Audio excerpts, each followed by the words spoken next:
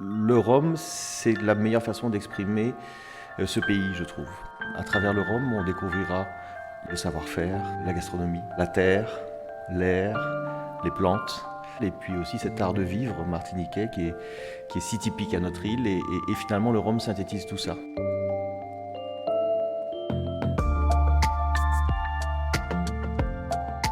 Dugas Club Expert vous présente les podcasts Culture Spi, une série originale qui donne la parole aux femmes et aux hommes derrière ces marques de spiritueux et révèle les secrets de leur élaboration.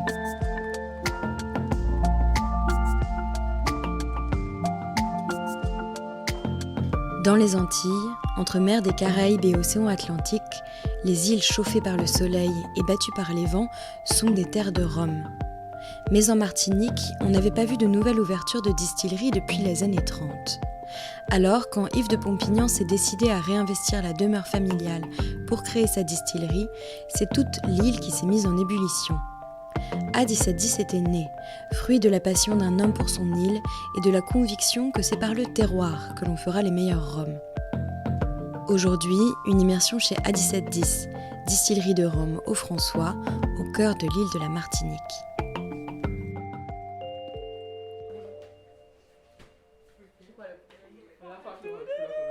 À l'habitation Simon, grande demeure datant de l'époque sucrière, on entend en permanence des clameurs de rire. C'est que, perchée sur la colline, l'habitation ancestrale de la famille de Pompignan est devenue le cœur battant d'une fine équipe de passionnés de rhum. Devant la grande maison blanche et rouge, des jardins verdoyants dominent le François et le Vauclin en contrebas. Au loin, on aperçoit l'océan. Yves Assier de Pompignan, fondateur de la distillerie A1710. Alors ce lieu, c'est une belle maison de pierre avec sa touche créole, sa véranda. On domine l'Atlantique, enfin en tout cas on a l'Atlantique en perspective devant nous, donc nous sommes à l'est de la Martinique, près de la côte, entre deux jolies communes que sont le François et le Vauclin. C'est un joli coin de la côte atlantique parce qu'il est bordé d'îlets et aussi de barrières de corail qui permettent de protéger le littoral de la haute mer et donc de pouvoir profiter pleinement de cette côte qui est magnifique et qui est ponctuée aussi de ce que nous appelons les fonds blancs, c'est-à-dire de petits lagons dans lesquels on peut se baigner, pêcher, découvrir les fonds marins et puis aussi boire des punchs. Effectivement, en Martinique, le rhum n'est jamais très loin. J'ai toujours eu ce souhait, quelque part dans ma tête, un jour d'aller vers ce métier, parce qu'il me paraissait vraiment unique et magique. Mais c'était difficile, parce qu'on était dans un monde où les modèles économiques voulaient que les petites distilleries ne pouvaient pas survivre. Peut-être dans une époque où la production était plutôt une production de masse. Donc, mon petit projet, il restait dans un coin de ma tête. Puis un jour, donc, je me suis dit quand même, il faudrait aller gratter un petit peu. Le monde du rhum commençait à évoluer. Donc il y avait une petite fenêtre qui s'ouvrait sur des produits un peu différents, un peu plus personnalisés, un peu plus premiumisés.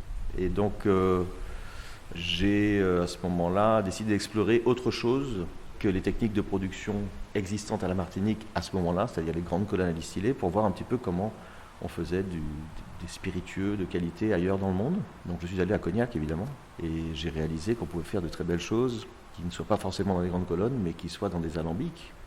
Et puis j'ai compris aussi que finalement cette technique c'était aussi notre technique puisque autrefois ces petites distilleries qui ont disparu pour des raisons économiques aux Antilles, elles aussi avaient des alambics. Donc en fait je n'inventais rien, je faisais simplement que de restituer une façon de faire à cet univers du rhum à la Martinique.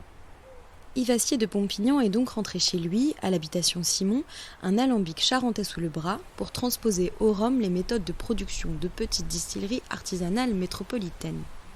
Dès le début de l'aventure, l'idée était donc de rester à taille humaine, dans une proximité permanente avec les cannes et le jus.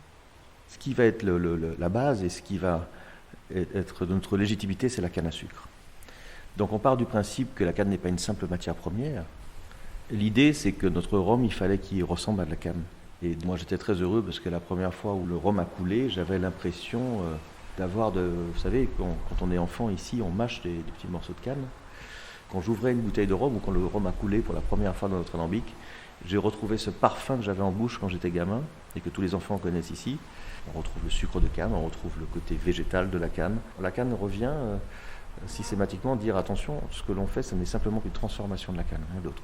Dans cette démarche de mettre la canne au centre de tout, il fallait bien sûr soigner la terre. Le bio, en tant que label, ne présente pas d'intérêt. Ce qui est intéressant, c'est plutôt de penser bio, de vivre bio. C'est une petite île. Si on n'est pas tous solidairement responsables de cet endroit que nous aimons, de cette terre, et que nous ne faisons pas attention à ce que nous faisons, on va la rendre invivable. Donc, ce n'est pas une question de label, c'est une question de logique. Donc, nous faisons en sorte que toutes nos cuvées soient issues de champs de canne qui sont bio ou qui sont cultivés par des planteurs. On travaille avec des petits planteurs partenaires, même s'ils ne sont pas labellisés bio, mais on les sélectionnera pour la qualité de leurs produits et aussi leur façon de travailler. Voilà. Il ne faut pas oublier que la canne était avant tout destinée à l'industrie du sucre. Donc, souvent, les variétés qui étaient, on va dire, les cannes de bouche, au fur et à mesure, étaient laissées de côté. Donc, nous, notre travail a été petit à petit de rechercher des variétés délaissées par les grandes plantations, les grosses productions, mais qui, de par leur qualité gustative, rentraient très très bien dans notre projet. On sélectionne, on continue, c'est un travail là aussi que l'on partage avec des planteurs qui nous disent tiens, j'ai trouvé une botte dans mon jardin de vieilles cannes. Alors quelquefois c'est quelques cannes qu'il faudra replanter pour essayer d'en avoir suffisamment à un moment donné pour pouvoir constituer un batch ou 2 ou 3. Donc on en cherche, on continue, on a constitué une pépinière à une vingtaine de mètres de la distillerie où on va collectionner au fur et à mesure les variétés que l'on peut retrouver susceptibles d'apporter un plus. Cette manière de voir le monde bio, en respectant la terre et ce qu'elle porte, se retrouve évidemment dans la sélection des variétés de canne. Nadine, tu sais où est Moyana? Non. Je retrouve Déborah Gaugirard et Moena Rissal, respectivement commerciale export et maîtresse de chez adjointe, pour aller voir les champs de canne situés derrière la distillerie. Comme on est dans une ancienne sucrerie, il y a pas mal d'éléments de l'architecture ancienne qui sont restés. Nous passons devant une petite maison en bois, aux persiennes entrouvertes pour protéger de la chaleur. C'est la demeure des invités, privilégiés qui pourront passer quelques jours ici, entre initiation à la production de rhum et détente dans les jardins verdoyants. Déborah. Alors ici, nous sommes devant notre parcelle qui va être propre à l'habitation. Donc c'est notre parcelle de canne bleue et de variété canne rouge aussi. Sur cette parcelle-là, on va uniquement faire 2 cuvées sur toute la gamme à 17-10. Donc ça correspond au perle rare canne rouge et la perle rare canne bleue. Donc on est à la fois sur du parcellaire et du monovariétal. Et donc c'est vraiment intéressant de voir sur ce petit bout de parcelle la différence de variété qu'on peut avoir et aussi la différence qu'on peut avoir au niveau aromatique sur le rhum, donc sur le produit final. Moyana. La canne à sucre étant une herbe, donc en fait on se retrouve face à une mer végétale avec des petites touffes d'herbe très bien alignées qui en fait sont balayées par le vent et donc un peu comme une mer avec des vagues. Et moi j'adore entendre le bruit du vent qui passe à travers les feuilles de la canne à sucre. Là aujourd'hui il y a beaucoup de vent. Est-ce que c'est souvent sur cette petite colline où on est qu'il y a du vent comme ça? Alors oui, on est au François, donc c'est une commune qui naturellement est très ventilée. Et d'ailleurs je crois que ça se ressent dans nos cannes, on a un petit peu du vent de la mer. Et du coup oui, on a l'habitude d'ailleurs quand les cannes sont très très grandes, le petit carbet qu'on retrouve vraiment entouré de cannes à sucre qui plongent comme ça vers le carbet et c'est tellement beau à voir. Et ça peut aller jusqu'à quelle hauteur? Parce que là elles sont encore en train de croître, non? Alors là, elles sont toutes jeunes, elles ont été coupées le mois dernier. Donc tu vois, à gauche, on a des plants qui ont été coupés début février. Et celles-là ont été coupées il y a à peine 2-3 semaines. Donc ça repousse à peine. Et donc, typiquement, les cannes rouges dont Déborah parlait, elles vont avoir tendance à se coucher. Moi, j'appelle ça des cannes princesses. Parce qu'en fait, même si elles poussent, elles deviennent très longues, elles peuvent atteindre les 2 mètres, 3 mètres. Elles vont se coucher vers le sol. Donc en fait, le champ ne va pas grandir en hauteur. Alors que la canne bleue, là on se retrouve avec des choses qui font quasiment 4 mètres en pleine période, enfin juste avant qu'on les coupe. Et donc c'est assez impressionnant à voir. Alors donc lorsqu'on va planter une parcelle, comme ça va bientôt être le cas, on commence à réfléchir à ce qu'on veut mettre dessus. Chaque variété va apporter va avoir un impact aromatique sur le produit final.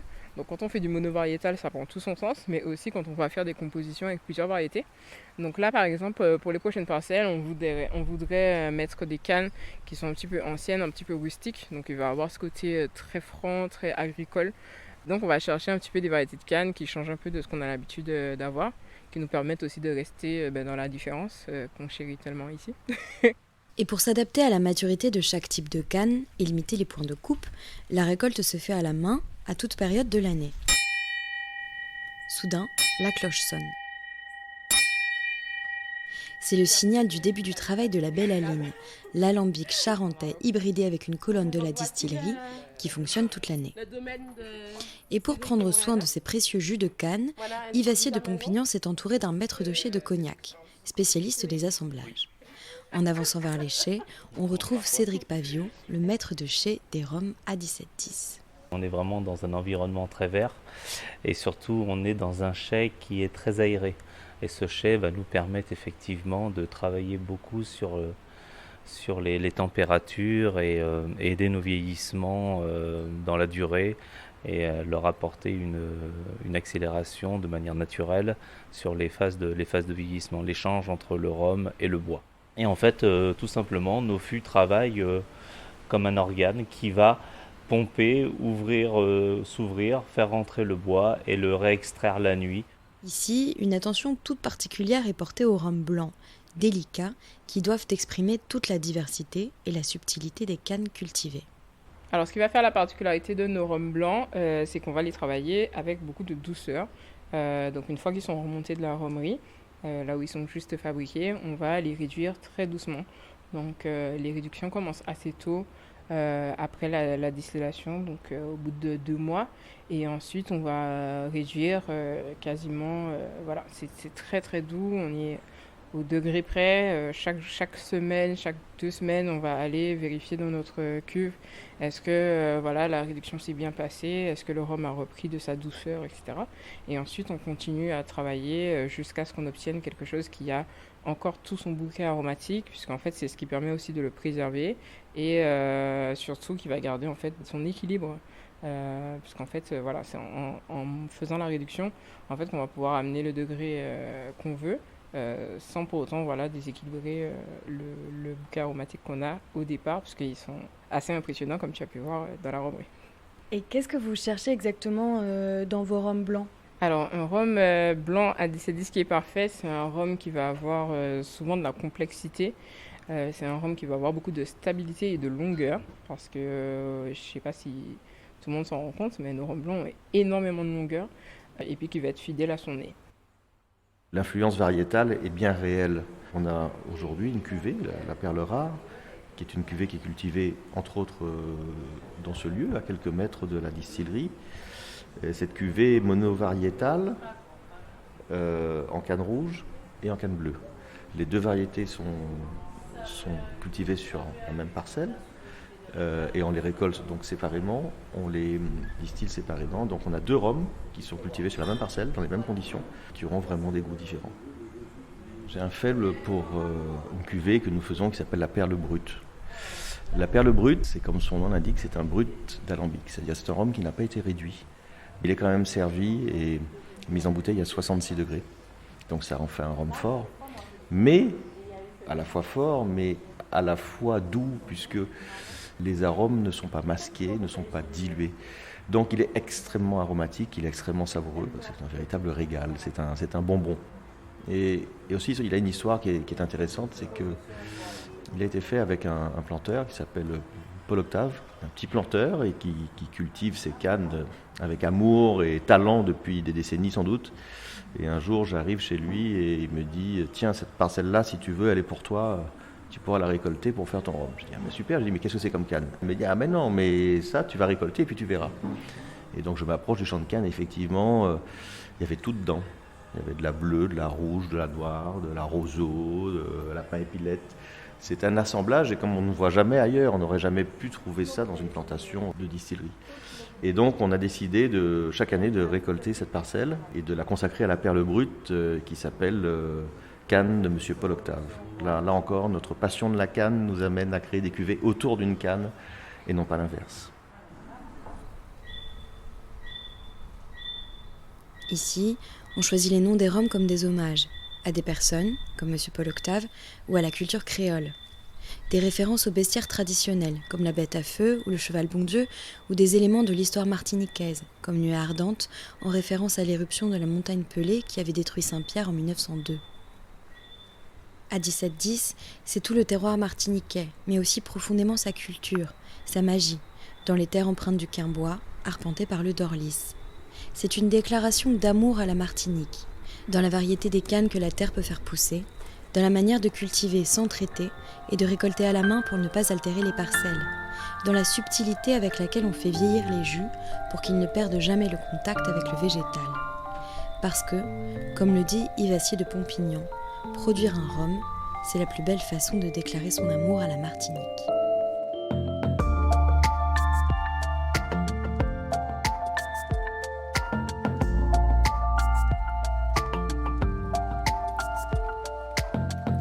Ce reportage a été produit par la Maison du Gars, réalisé par le studio Encore. Les podcasts Culture Spi reviendront dans quelques semaines pour vous faire découvrir une nouvelle fois les dessous de fabrication et d'élaboration des marques du Gars Club Expert. En attendant, si vous avez aimé cet épisode, n'hésitez pas à le partager sur vos réseaux sociaux. Vous pouvez retrouver les rhums à 1710 chez votre caviste et sur le site dugaclubexpert.fr.